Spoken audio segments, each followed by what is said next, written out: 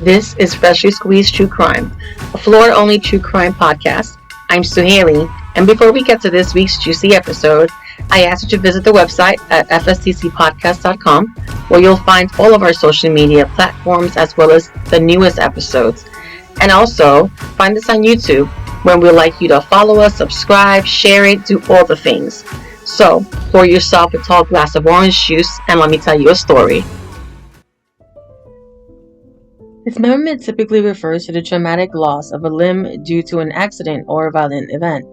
It is often sudden and unexpected. Amputation, on the other hand, is a medical procedure performed to remove a limb due to severe injury, infection, or other medical conditions such as diabetes. The psychology behind dismemberment in criminal cases is complex and varied, but research in forensic psychology generally categorizes the motives into two main types: instrumental or defensive, and expressive, which is aggressive, offensive, or necromanic. The most common motivation for post-mortem dismemberment is instrumental, meaning it serves a practical purpose for the perpetrator, typically related to covering up the crime, concealment and disposal, preventing identification, and lack of planning. Less commonly, dismemberment is an expressive act, driven by intense emotion, sexual deviance, or severe mental illness. Taking a trophy, a keepsake, a person suffering from acute psychotic episodes, and even rarer cases, dismemberment can send a message. Research suggests that most offenders who dismember bodies are male and often have prior convictions, substance abuse issues, or a history of mental health problems. They typically have a relationship with the victim, and the crime is usually committed at the victim's or the offender's residence. A complete lack of empathy is a common trait among those who perform this act. By now, true crime junkies have all heard of Ed Gein and have watched the Netflix show. Mother, am I right? He had 2 confirmed murders, suspected of 7 others, and mutilated 9 corpses. He was the inspiration for not only movies like Psycho, The Texas Chainsaw Massacre, and The House of a Thousand Corpses, but also characters like Buffalo Bill in Silence of the Lambs, Garland Green in Con Air, and Dr. Oliver Dresden in American Horror Story Asylum. However, we won't be covering his case today due to his notoriety. However, we will cover another Wisconsin case of dismemberment that inspired this episode. In the spirit of the holidays, join me for the 12 days of dismemberment. On February 21st, 2022, at around 9:30 p.m. in Green Bay, Wisconsin, Shad Thyron was picked up from his mother's house, Tyra Penish, by Taylor Shabusiness, born on November 11, 1997, with whom he had a sexual relationship with. The couple, joined by a friend, went to an apartment on Eastman Avenue and smoked some weed. Shabusiness stated in her interrogation that she and Shad had smoked methamphetamine and injected trazodone, an antidepressant that helps by increasing your levels of serotonin and noradrenaline so you feel better, at the apartments after the friend left. The couple then returned to Shad's mother's house.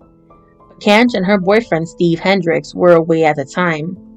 They then went down to the basement and began engaging in sexual intercourse.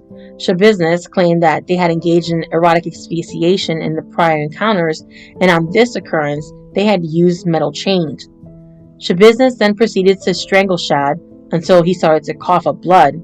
She continued until he was deceased, which took about 3 to 5 minutes. She told police, quote, "Yeah, I like it," and she asked detectives if, quote, if they knew what it was like to love something so much that you kill it. Shabusiness, 24, then proceeded to perform oral sex and use sex toys on the body for 2 to 3 hours after his death. She spent all day Tuesday in the basement with the body and then began dismembering him Tuesday night into Wednesday morning. The following morning, she dismembered the body using knives she found at the house. Shabusiness positioned the body on the bed and beheaded it over a bucket and a storage tote to contain the blood. She then dumped the blood down the basement shower drain.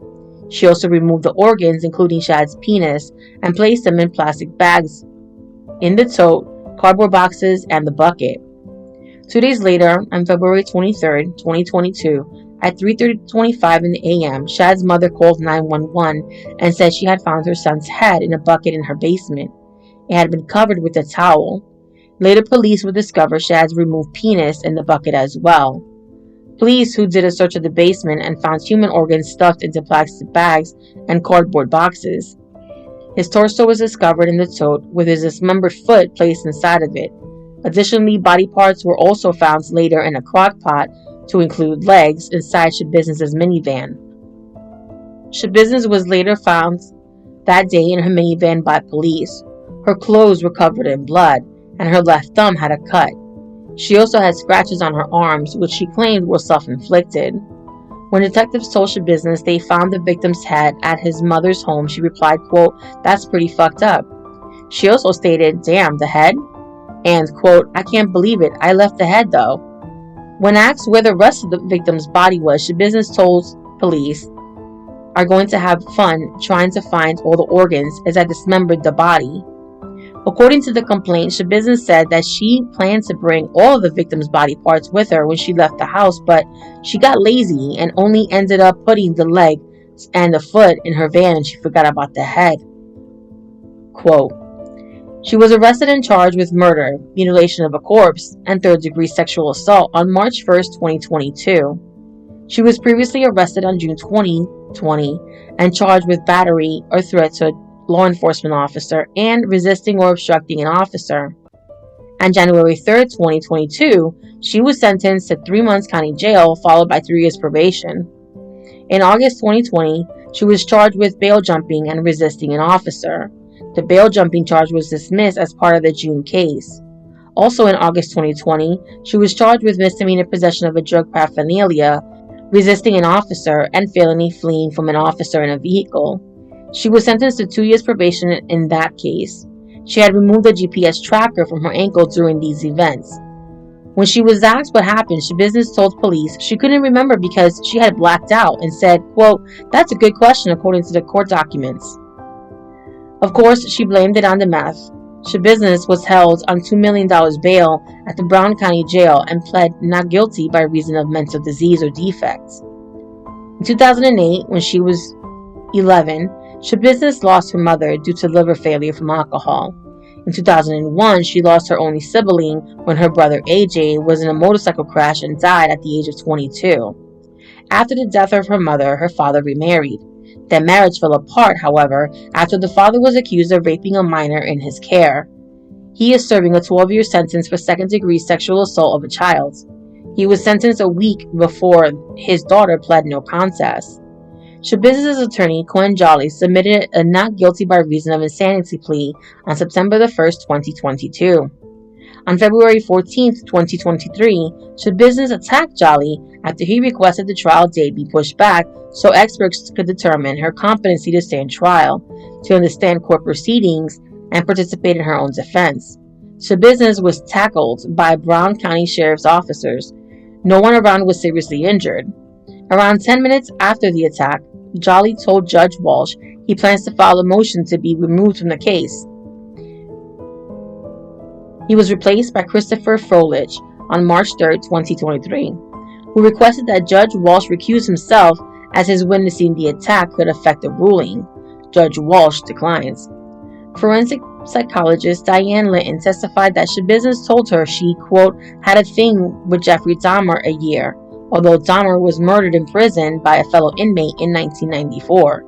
In addition, former Green Bay detective Jenna Lubretta testified that in the days prior to Shad's murder, Shabusiness had researched Dahmer and had also had photographs of him stored on her phone. On July 26, 2023, a jury convicted Shabusiness of first-degree intentional homicide, mutilation of a corpse, and third-degree sexual assault in less than 1 hour. On September 26, 2023, Judge Walsh sentenced Shabusiness to life imprisonment without the possibility of parole. Judge Walsh said he had to protect the public from her, quote, "This crime offends human decency. It offends human dignity. It offends the human community." "It really does," he said. Shad's father forgave Shabusiness, saying, "I believe everyone makes bad choices. Maybe not to this scale. It does no good to hate you. I know you've got a heart. You've got a mind." End quote. By the way, she was born Taylor Denise Coronado, and according to court records, changed her name to Shabusiness in 2018 when she married whom else than Warren Shabusiness on Valentine's Day in 2020. Warren stood by her during the trial. The two are parents to a toddler son who is living with his grandparents in Texas.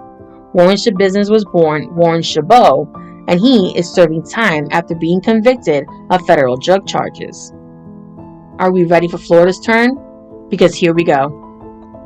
Randall William Cook, MS-13 gang member, was arrested in Holiday, Florida, Pasco County, and charged in what the sheriffs describe as a demonic murder of Uber Eats delivery driver whose remains were found dismembered at the suspect's home, according to investigators.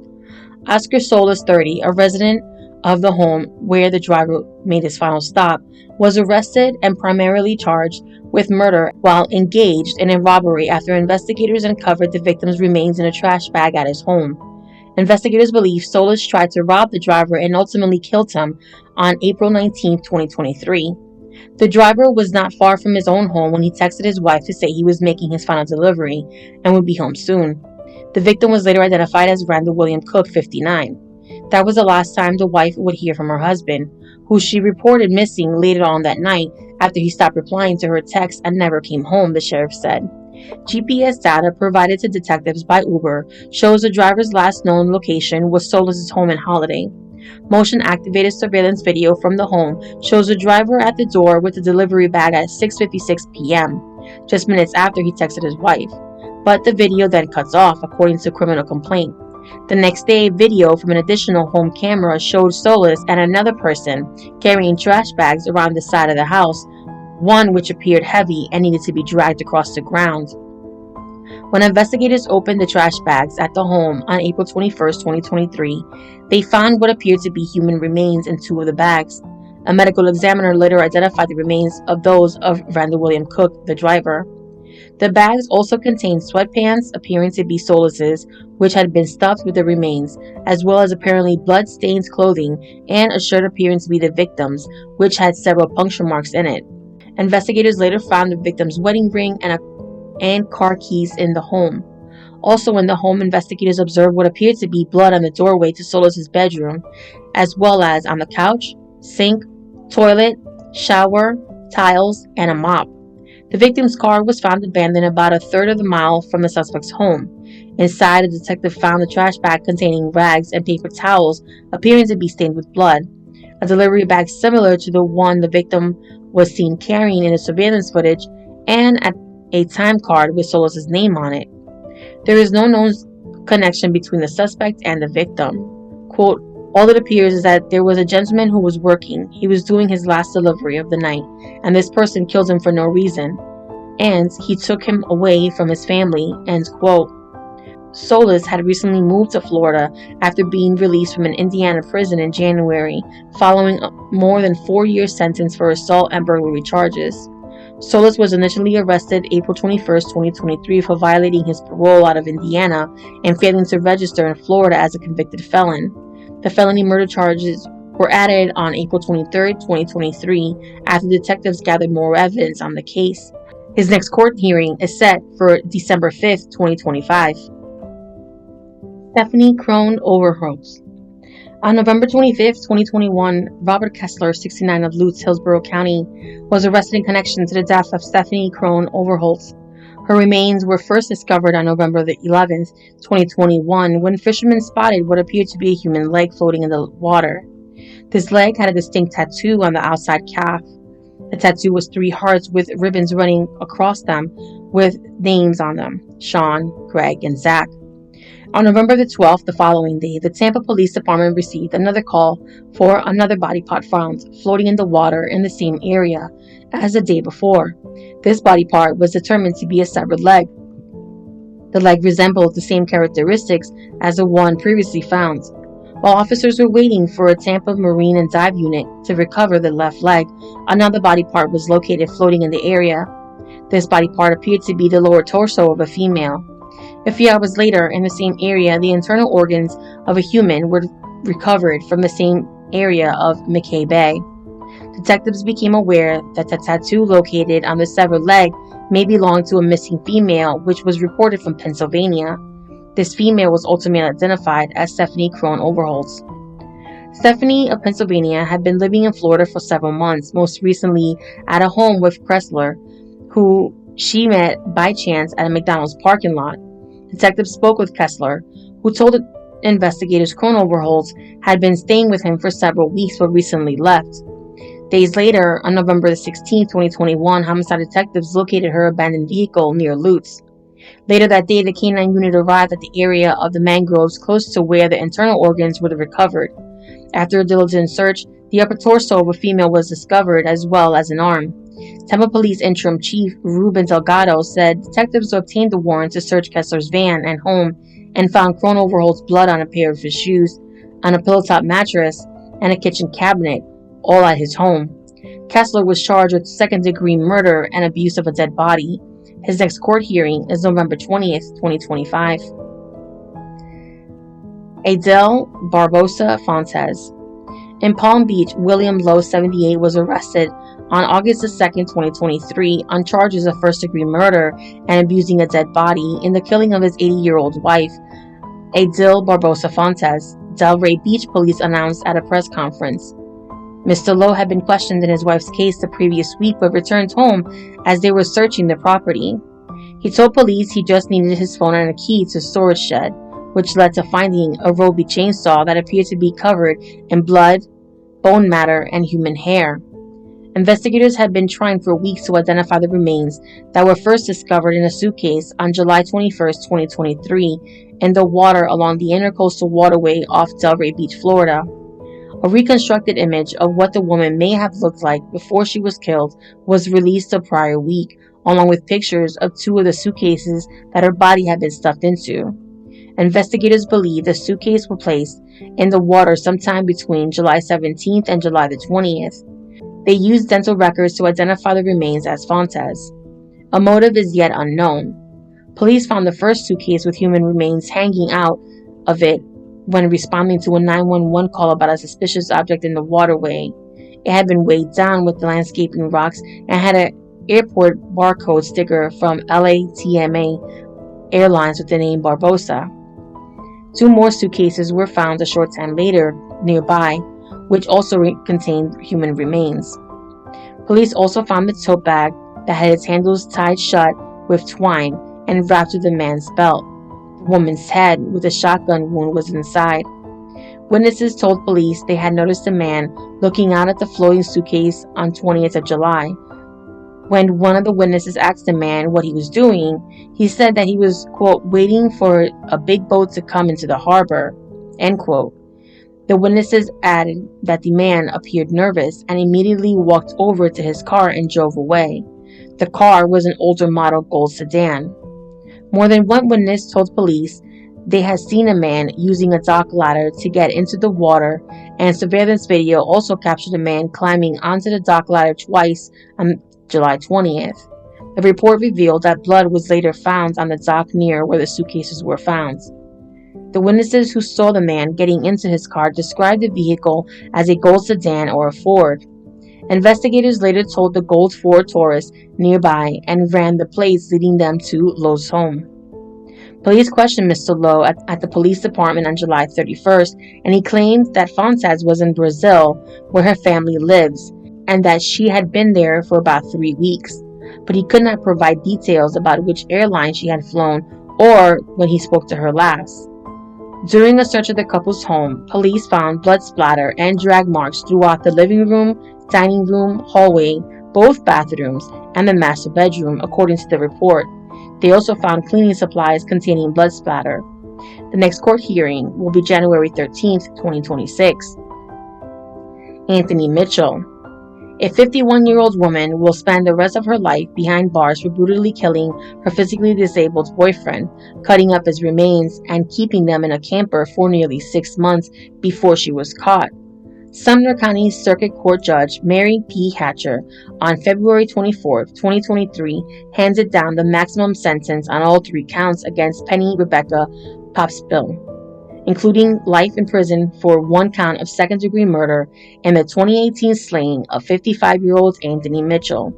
In addition to the life sentence, Judge Hatcher also ordered Penny Rebecca to serve consecutive sentences of 15 years for abuse of a dead human body and 5 years for grand theft of more than $300 but less than $20,000. Authorities said that she killed Mitchell on August 23, 2018, while at Lake Pan RV Village in Sumner County. She then drove the body approximately 2 hours to Brevard County, where she lived for approximately 5 months in the vehicle still containing Mitchell's decomposing body. She was finally arrested on December 30th, 2019, after neighbors continuously complained about the malodorous stench coming from the RV. Authorities said that when people inquired as to Mitchell's whereabouts, that he had died of natural causes and was cremated. After her arrest, she claimed that she killed Mitchell in self-defense and was a victim of abuse, but she ultimately pled guilty to all 3 charges against her in October of 2022. In a sentencing memo, prosecutors argued that Penny Rebecca deserved the maximum sentence for her, quote, especially brutal and heinous slaying of Mitchell, who suffered violent blunt force trauma injuries from a weapon before he was strangled to death. After he was dismembered post-mortem, Penny Rebecca also, quote, intentionally dragged Mitchell's body tissue to the point that he was unrecognizable, prosecutors wrote. Notably absent from the crime scene was the heart and other internal organs, the memo states. Anthony Mitchell's genitals were severed from his decaying body as well. This was a vicious and abhorrent killing that was further underscored by the defendant's ongoing efforts to conceal the crime, including her workman-like dismemberment and forced body degradation, moving the crime scene from Sumter County to Brevard County, fabricating numerous explanations of the smell emanating from the camper to the park neighbors in both counties, and the continuous acquisition of tools and chemicals to dismember and conceal the victim's dead body. Additionally, prosecutors emphasized Popsell profited from killing Mitchell by stealing the dead man's credit cards, accessing his bank accounts, and collecting his Social Security benefits post-mortem. Robert Lee Upson. A Jefferson, Texas man was arrested in the murder and dismemberment of his business partner and friend of 20 years. On October the 11th, 2018, Christopher Lee Takvar, 43, was charged with second-degree murder in June 2018 death of Robin Lee Upson, 62, of Bellevue, Florida. On June 11, 2018, a hiker contacted the Marion County, Florida Sheriff's Office after coming upon human remains in the Ocala National Forest. When deputies arrived, they found the woman's torso, which was missing its head and appendages. Although bodies are particularly difficult to identify when they have no head, this one had a bird tattoo somewhere on her torso that deputies photographed and posted on the sheriff's Facebook page. She was positively identified as Robin Lee Upson soon after, and contact was made with her mother, Lena Upson.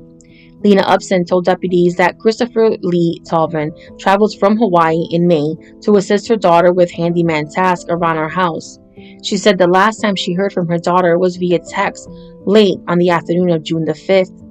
However, Lena Upson told detectives Christopher came to her home the next day and told her he had gotten into an argument with her daughter the previous day and her daughter had left in a Ford pickup truck. He asked to borrow the Upson's family van to run some errands on June 6, 2018, promising to bring it back before dark. It didn't happen.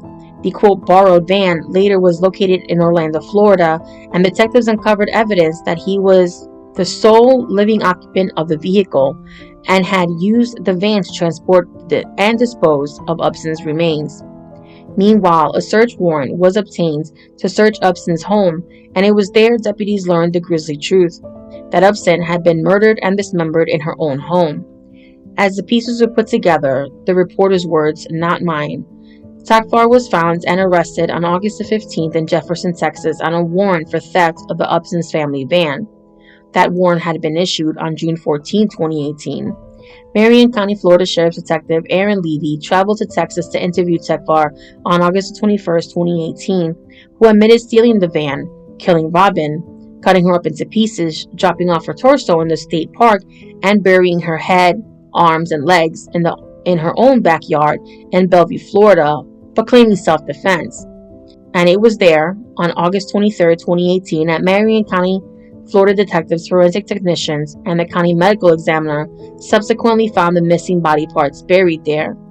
Takvar told Levi he killed Robin Upson accidentally, that she came at him with a knife and he raised his chainsaw to block her attack, accidentally turned it on, and accidentally cut her arm, and then accidentally almost sawed her head off completely. A review by Detective Levi of the evidence in the case refuted any and all claims made by Tekvar of self-defense. Tekvar claimed his rights were violated at least 10 to 12 times during the trial and insisted he had a right to stand by counsel, which was denied by Judge Rogers. This is because he pulled a Bundy and tried to defend himself. He also stated the entire judicial proceedings were a violation of his rights and the judge kept lying to him. Nicholas Camacho, the prosecutor, stated Christopher Tekvar brutally murdered Robin Lee Upson in a manner that is normally only contemplated in horror movies. The sheer terror that must have been going through the victim's mind as he decapitated her with a chainsaw is almost incomprehensible. However, he did not stop there. After the decapitation, Tekvar dismembered her, leaving her limbs and head buried in the backyard.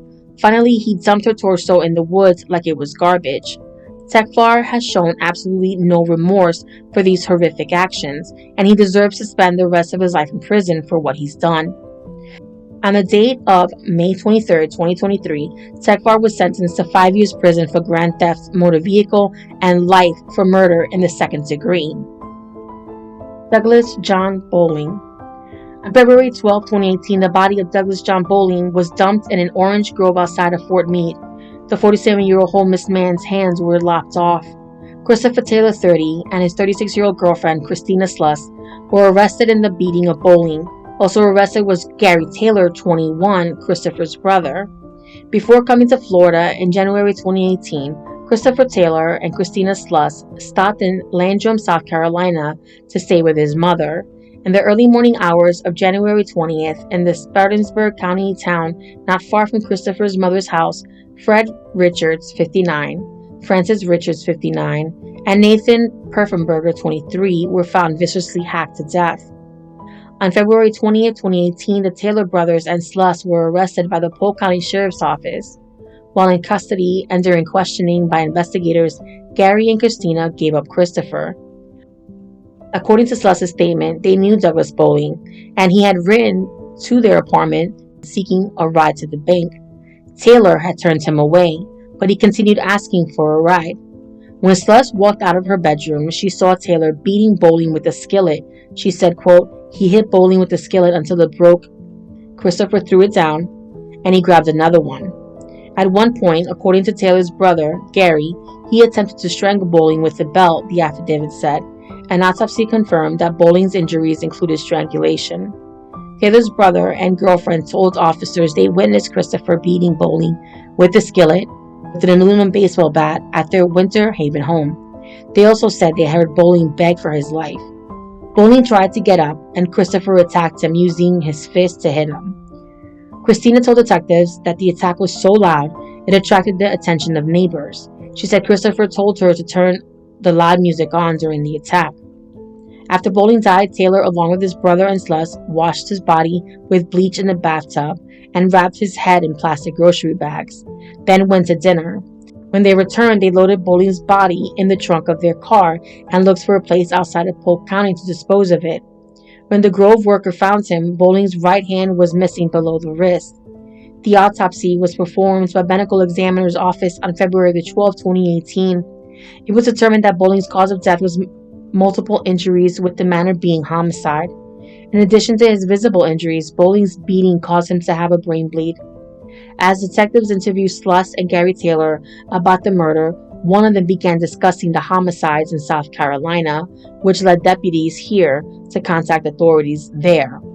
According to media reports, Spartanburg County Sheriff's Officer Chuck Wright said the pair offered details about the triple murders that the agency had not released to the public. He sent detectives to Florida, leading to charges of murder, armed robbery, and possession of a weapon during a violent crime against Sluss and Christopher Taylor. Christopher Russell Taylor was charged with first-degree murder, 2 counts tampering with physical evidence, introduction of contraband into a county detention facility, and attempted murder on the first degree on the date of September 20th, 2019. He was sentenced to life. Gary Gene Taylor was charged with tampering with physical evidence and accessory, after the fact, to a capital felony. On the date of July 1st, 2022, he was found guilty and sentenced to 12 years state prison, followed by 5 years probation. Christine Sluss was charged with tampering with physical evidence and accessory after the fact to a capital felony. On the date of October 26, 2022, she was found guilty and sentenced to 10 years state prison, followed by 5 years probation. In all my research, I could not find the outcome of the South Carolina cases. Miranda Corset. Most recently, on March 7, 2025, St. Petersburg police announced the arrest of Stephen Gress, 35, and Michelle Brandis, 37, in connection with the kidnapping, torture, and murder of Miranda Corset, a 16-year-old from Gulfport, Florida. Miranda Corset was the mother of an 11-month-old baby who lived with her grandmother and was homeschooled after losing her parents. Miranda met Gress on Grindr, a dating app intended for adults. On February 14, 2025, she visited his home. The next day, she was held captive. Between February 20th and 24th, Miranda was brutally tortured over allegations of stolen jewelry. She endured relentless physical and sexual abuse, including savage beatings that left her unrecognizable. On or about February 24th, Gress and Brandis allegedly took a billiard ball, put it in a sock, and shoved it down Corset's throat, and then wrapped her face in plastic wrap and suffocated her. Investigators alleged that Stephen Gress put her body in a car and brought her to another house in Largo, which belonged to Brandis' mother. Physical evidence obtained at the Largo home shows that Corset was dismembered there. He then allegedly drove to Ruskin, Hillsborough County, and dumped the dismembered remains in a dumpster. The dumpster contents were later incinerated, preventing recovery of her body and denying family closure. Several people reportedly knew Miranda was being held captive, but failed to alert authorities. Gress and Brandis faced first-degree murder and kidnapping charges, with prosecutors seeking the death penalty. A tip on March 7th led to investigators, and Brandis turned herself in on March 8th. Gress was already in custody on unrelated charges. St. Pete Police Chief Anthony Holloway described it as a horrific crime and vowed to pursue justice relentlessly. The estate of Miranda Corset is suing the LGBTQ dating app. The estate lists 9 causes of action for which they are seeking damages, including wrongful death, negligence, intentional and negligent infliction and emotional distress, participation in a sex trafficking venue, and deceptive and unfair trade practices. Grindr has yet not filed a response to the civil suit and has not responded to a request for any comments. The next court hearing is set for November 12, 2025. And now for a palate cleanser. Well, for some it will be. In the late 1950s and early 60s, the Florida Panhandle was responsible for 2/3 of all loss of limb accident claims in the United States, due largely to one town, Vernon, Florida. Vernon is a city in Washington County with a population of 732 as of the 2020 census, as opposed to 610 back when the story takes place.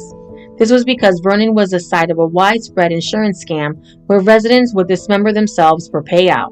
The problem was so extensive, the town became known as Nub City for this very reason.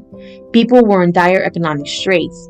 The steamboats that had once passed through the town had gradually disappeared, and all the major railroads running through the county passed Vernon by. Furthermore, the sawmill that had given many of the people of the town their jobs had closed down. How the scam began is unknown, but what is assumed is that at one point, one person living in Vernon lost a limb and received a large payout from their insurance policy.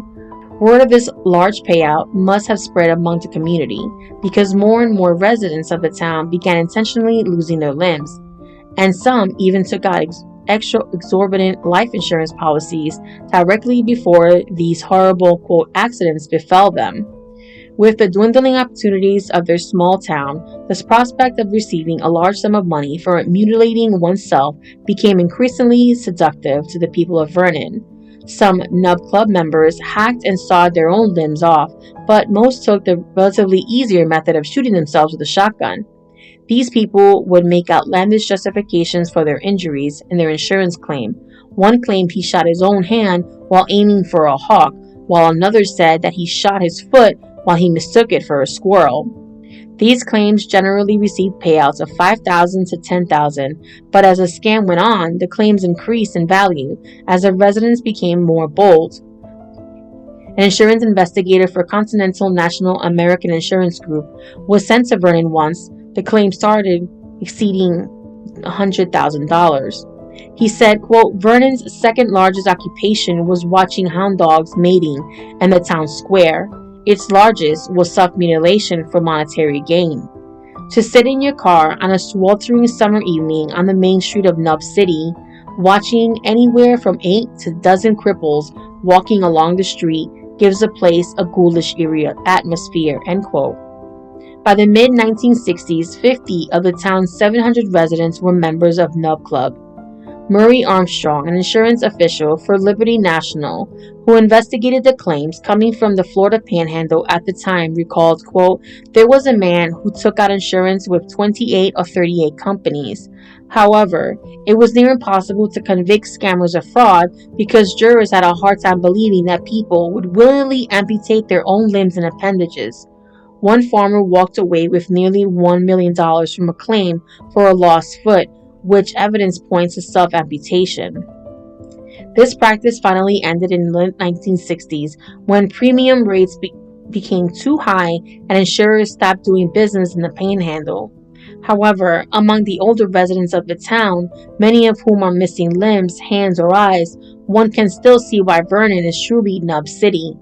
In the 1980s, documentary filmmaker Earl Morris attempted to shoot a documentary about the town, but after he received death threats and was beaten up by the Marine veteran son of a Nub Club member, he turned his movie into a slice-of-life documentary about the eccentric residents of the town entitled, in a film called Vernon, Florida.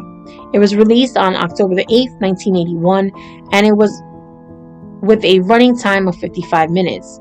You could watch it on AMC+, the Sundance Channel, Sling, Apple TV, and YouTube. Happy holidays and Happy New Year.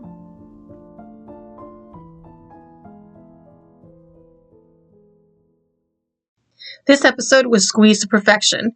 First Few Squeeze is hosted and written by me, Sue Haley, and executive produced by Ebony. Still thirsty and need more? Visit us at fstcpodcast.com for links to all our social media handles, including YouTube. Want to keep the juice flowing? Make a donation by buying us a glass. And as always, cheers.